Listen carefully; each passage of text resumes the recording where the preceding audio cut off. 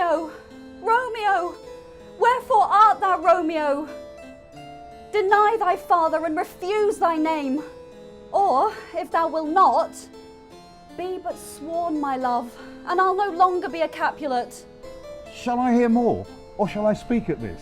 'Tis but thy name that is my enemy.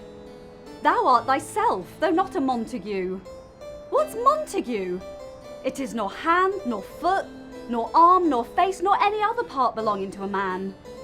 Oh, be some other name. I take thee at thy word. Call me but love, and I'll be new baptized. Henceforth I never will be Romeo.